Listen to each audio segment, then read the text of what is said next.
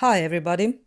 Let's talk about the Strait of Hormuz and the massive shift happening in the global energy markets. While new crisis is brewing in the Strait of Hormuz, the Ukrainian drones systematically strikes Russian oil refineries. Can blockade of one of the world's most critical maritime choke points force a massive reliance on Russian crude oil? I think it can.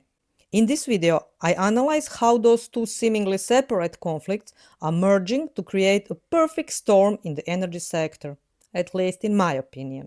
Saudi Arabia, Iraq, United Arab Emirates, Iran, Kuwait, Qatar, and Bahrain are the countries linked to the Strait of Hormuz for export of crude oil, natural gas, and petroleum products.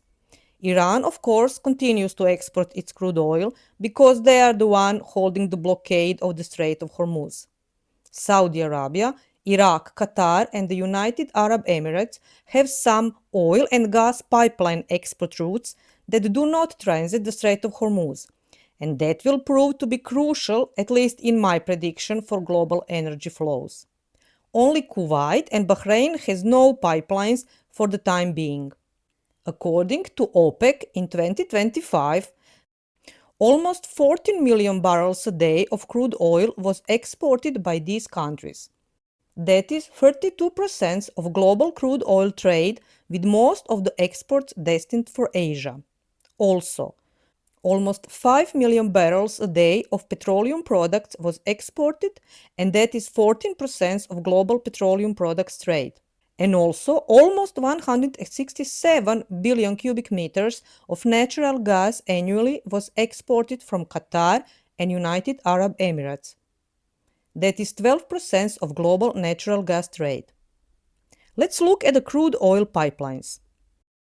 United Arab Emirates has the Abu Dhabi crude oil pipeline to Oman that have the capacity close to 1.8 million barrels a day.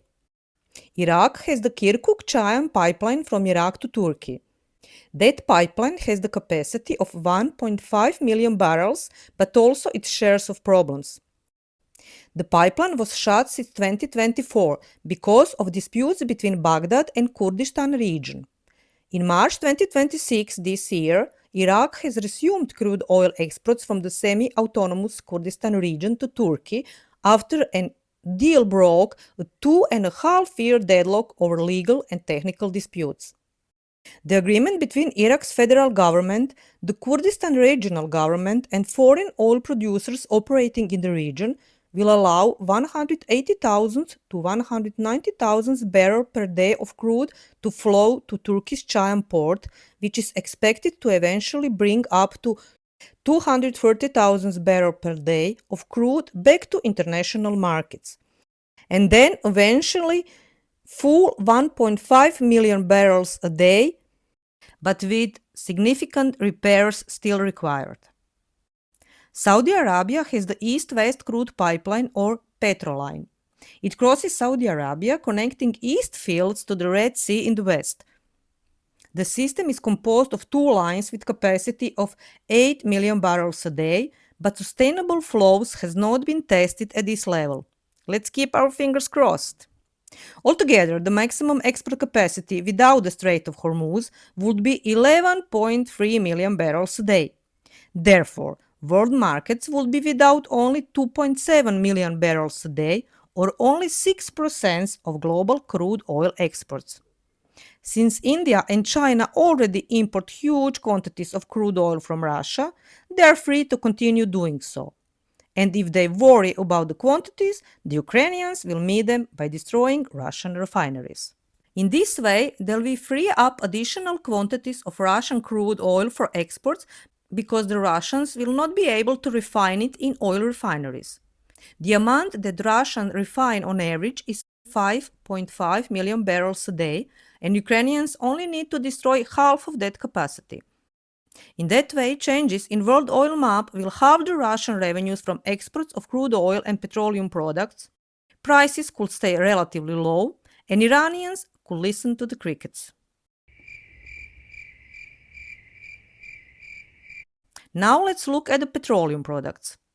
Iran now can export additionally 0.3 million barrels a day, and Saudi Arabia can export additionally 0.7 million barrels a day and take a bigger share of petroleum products exports in global trade.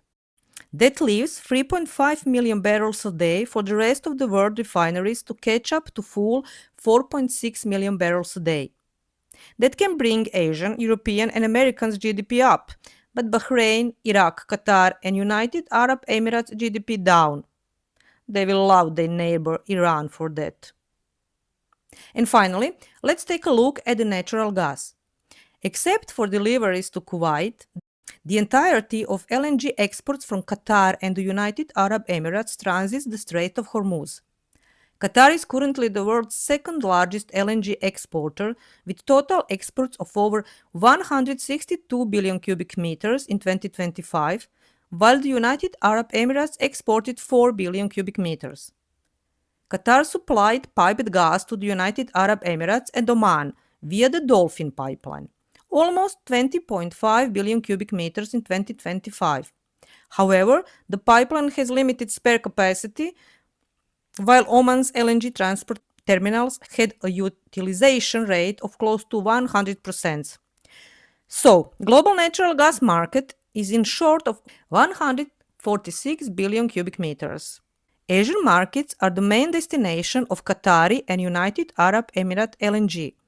In 2025, almost 90% of the total volumes exported via the Strait of Hormuz was destined to the Asian market, while the share of Europe was just over 10%.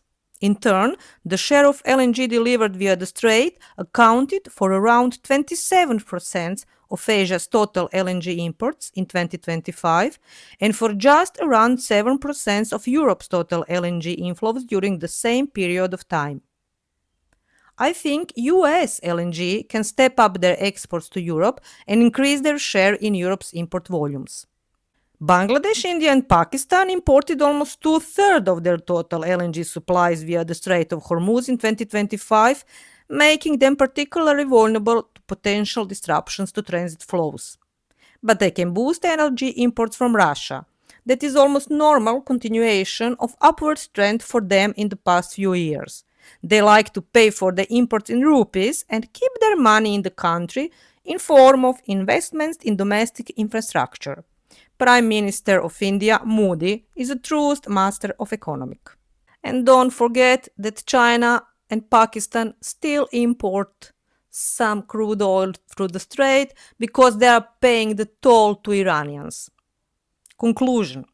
Instability in the Strait of Hormuz will quickly reduce dependence on Gulf energy, with key beneficiaries likely to be the expansion of renewable energy, LNG suppliers, particularly the United States, pipeline gas from regions such as Norway and North Africa, and emerging new transport corridors. Don't forget to like and subscribe. See you in the next one.